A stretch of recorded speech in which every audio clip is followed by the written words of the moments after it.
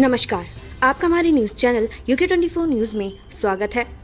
3 साल बाद भी महिला जिप्सी चालकों को नहीं मिले वाहन, बोले घर चलाना हो गया है मुश्किल। महिलाओं को रोजगार से जोड़ने की पूर्व मुख्यमंत्री तीरथ सिंह रावत की मुहिम परवान नहीं चढ़ पा रही है। ट्रेनिंग और 3 साल बीत जाने के बाद भी महिला चालक जिप्सियों का इंतजार कर रही है, साथ ही महिला अधिकारियों के चक्कर काटने को मजबूर है। गढ़वाल केंद्रीय विश्वविद्यालय के नए कुलसचिव धीरज शर्मा की है अग्नि परीक्षा, सेल्स एग्जीक्यूटिव से रजिस्ट्रार तक ऐसा रहा सफर। हिमवती नंदन बहुगुणा गढ़वाल केंद्रीय विश्वविद्यालय को अपना नया कुलसचिव मिल गया है। मेरठ के रहने वाले प्रोफेसर धीरज शर्मा विश्वविद्यालय के नए कुलसचिव होंगे। प्रोफेसर धीरज शर्मा के सामने केंद्रीय विश्वविद्यालय में समस्याओं का अंबार भी लगा है। तहसीम और रुखसाना दून चिड़ियाघर के लिए बने मुसीबत, विवादों से वन महकमे में हड़कंप। दून चिड़ियाघर में तेंदुए के 2 शावकों की दस्तक कई विवादों की वजह बन गई है। स्थिति है कि जब से हरिद्वार रेस्क्यू सेंटर से उन्हें चिड़ियाघर लाया गया है, तभी से उन पर विवाद गहराने लगा है। ताजा मामला इन शावकों को चिड़ियाघर में लाए जाने के लिए जरूरी औपचारिकताओं को पूरा न करने से जुड़ा है। हालांकि इस मामले में अभी विभाग के आला अधिकारी स्पष्ट जवाब देने के बजाय मामले से बचने की कोशिश करते दिखाई दे रहे हैं। 4600 ग्रेड पे का साइज इफेक्ट, उत्तराखंड में कांस्टेबल के 20% पद फ्रीज, बेरोजगार युवाओं का बड़ा संकट। उत्तराखंड के चौकी थानों में अब सिपाहियों की संख्या धीरे धीरे कम होती दिखाई देगी। ऐसा पुलिस मुख्यालय के प्रस्ताव के बाद शासन स्तर पर लिए गए उस फैसले के कारण होगा, जिसमें राज्य भर में पुलिस कांस्टेबल के कुल पदों में 20% पदों को सरेंडर किए जाने का फैसला लिया गया। शासन ने यह निर्णय पुलिस कांस्टेबल के प्रमोशन को लेकर बनाए गए फॉर्मूले के आधार पर लिया है।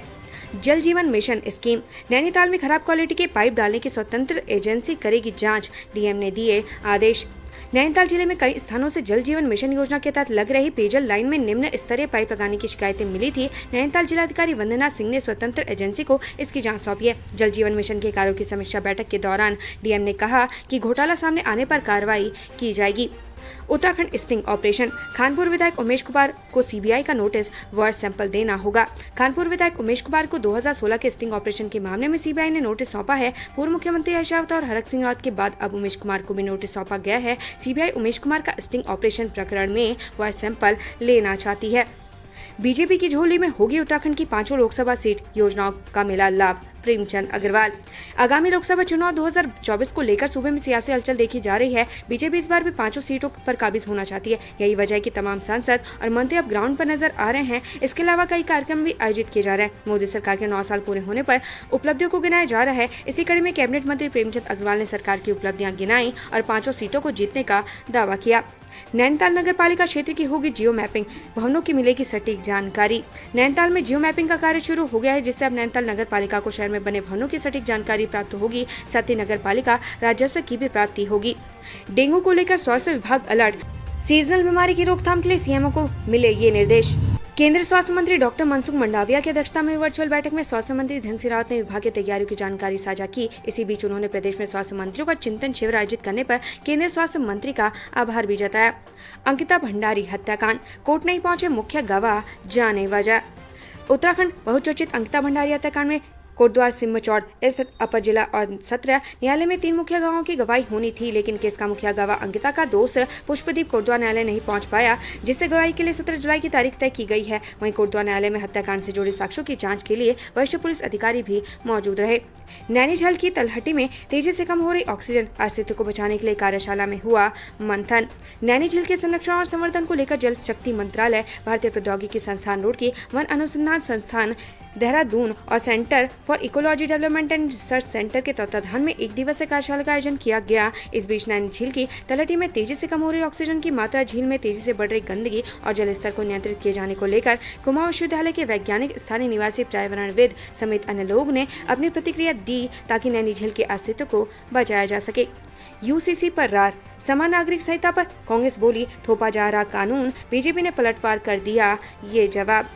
उत्तराखंड में धामी सरकार ने आते ही सबसे पहले यूनिफॉर्म सिविल कोड यानी समान नागरिक संहिता को लाने की बात कही थी, जिस पर सरकार खरा उतरती नजर आ रही है। पहले यूसीसी के लिए कैबिनेट में प्रस्ताव पास किया गया, फिर कमेटी गठित की गई। अब इस कमेटी ने यूसीसी को लेकर अपनी जिम्मेदारी तकरीबन पूरी कर ली है। इतना ही नहीं, यूसीसी का ड्राफ्ट भी तैयार कर लिया गया है। अब गेंद सरकार के पाले में है। ऐसे में एक तरफ जहां यूसीसी पर बीजेपी बढ़त बनाने की जुगत में है, तो वहीं दूसरी तरफ कांग्रेस ने इसे जनता पर थोपे जाने वाला कानून करार दिया है।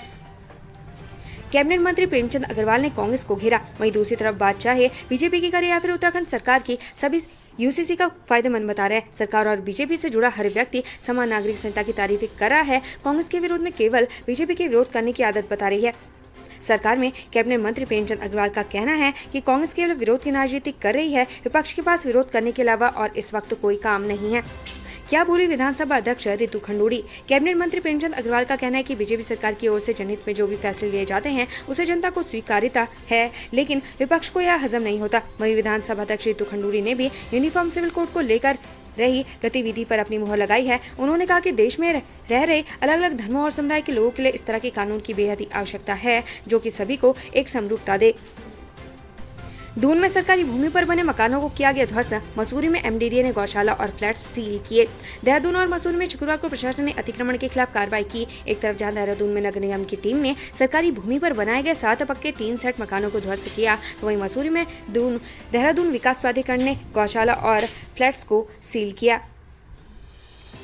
हरिद्वार अपहरण मामला, सासू के तानों ने पहुंचाया जेल। संतान की चाह में दंपति ने चुराया था बच्चा। बीते 17 जून को हरिद्वार से लापता हुए 6 महीने के बच्चे को पुलिस ने सकुशल बरामद कर लिया है। इस मामले में पुलिस ने दिल्ली से एक दंपति को गिरफ्तार किया है जिन पर बच्चे के अपहरण का आरोप है। पुलिस के मुताबिक दंपति को बच्चे नहीं हो रहे थे, इसलिए उन्होंने हरिद्वार में 6 महीने के बच्चे का अपहरण किया था। उत्तराखंड के महाविद्यालयों में जल्द भरे जाएंगे प्राचार्य के पद। विद्या समीक्षा केंद्र भी होंगे स्थापित। उत्तराखंड के राजकीय महाविद्यालयों में खाली पदों को भरने की दिशा में काम किया जा रहा है, जिसे लेकर विभागीय मंत्री धन सिंह रावत ने जरूरी दिशा निर्देश जारी किए हैं। इसके तहत महाविद्यालयों में प्राचार्यों की तैनाती की जाएगी, साथ ही तृतीय और चतुर्थ श्रेणी के पद भी भरे जाएंगे। इतना ही नहीं, विद्यालय शिक्षा परिषद की तरह ही उच्च शिक्षा में भी विज्ञान समीक्षा केंद्र की स्थापना की जाएगी। गढ़वाल कमिश्नर सुशील कुमार हुए रिटायर। मृदुभाषी अफसर के रूप में बनाई पहचान, ऐसा रहा प्रशासनिक सफर। गढ़वाल कमिश्नर सुशील कुमार रिटायर हो गए हैं। अनुभवी और मृदुभाषी सुशील कुमार बतौर अफसर अपनी 28 साल की सेवा पूरी करने के बाद सेवानिवृत्त हुए हैं। इसी साल मार्च से सुशील कुमार सेवा विस्तार पर चल रहे थे। सुशील कुमार गढ़वाल और कुमाऊं कमिश्नर रहने के साथ कई महत्वपूर्ण पदों पर यूपी व उत्तराखंड में सेवाएं दे चुके हैं। उन्होंने अपने कैरियर की शुरुआत भारतीय सेना में शॉर्ट सर्विस कमीशन से की थी और कैप्टन के पद पर भी रहे। कोटद्वार में 4.50 ग्राम स्मैक के साथ तस्कर गिरफ्तार। लक्सर में 3 चोर भी चढ़े पुलिस के हत्थे। थाना क्षेत्र अंतर्गत लगातार अवैध रूप से नशीले मादक पदार्थों की बिक्री तेजी से बढ़ रही है। इस क्रम में एक नशा तस्कर को 4.50 ग्राम स्मैक के साथ गिरफ्तार किया गया है। आरोपी के खिलाफ एनडीपीएस एक्ट के तहत मुकदमा दर्ज कर जेल भेजने की कार्रवाई की गई। वहीं दूसरे मामले में लक्सर कोतवाली के एक गांव स्थित मंदिर में चोरी करने वाले 3 आरोपियों को पुलिस ने गिरफ्तार कर जेल भेज दिया है। नैनीताल में बारिश बनी आफत। लैंडस्लाइड के कारण जिले की कई सड़कें बंद। हल्द्वानी में भी सड़कों पर भरा पानी। उत्तराखंड में मानसूनी बारिश ने अपना रंग दिखाना शुरू कर दिया है। बारिश की वजह से पहाड़ पर जनजीवन अस्त व्यस्त हो रखा है। नैनीताल जिले की बात करें तो जनपद में भूस्खलन की वजह से 5 सड़कें बंद पड़ी हुई हैं, जिनकी शनिवार शाम तक खुलने की संभावना है। वहीं मौसम विभाग ने प्रदेश में अभी भी भारी बारिश का अलर्ट जारी कर रखा है। केंद्र सरकार ने बढ़ाया गन्ने का न्यूनतम समर्थन मूल्य। चुनाव से पहले किसानों को रिझाने में जुटी बीजेपी। केंद्र सरकार द्वारा गन्ने के न्यूनतम समर्थन मूल्य में बढ़ोतरी करने के फैसले का पूरे देश में स्वागत किया जा रहा है। इसी क्रम में उत्तराखंड में भी भाजपा किसान मोर्चा के अध्यक्ष ने फैसले का स्वागत करते हुए मोदी सरकार का आभार व्यक्त किया है। नैनीताल डीएम ने अपने साप्ताहिक प्रोग्राम में किया परिवर्तन। इस दिन सुनेंगी जनता की समस्याएं।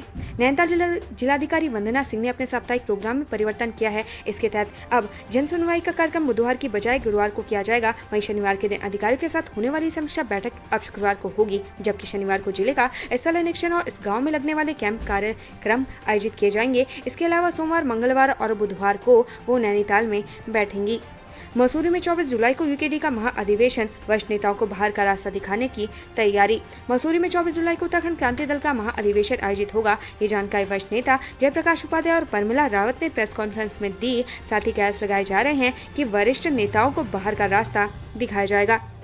उत्तराखंड से संबंधित ऐसी ही खबरें पाने के लिए हमारे चैनल को लाइक व सब्सक्राइब जरूर करें। धन्यवाद।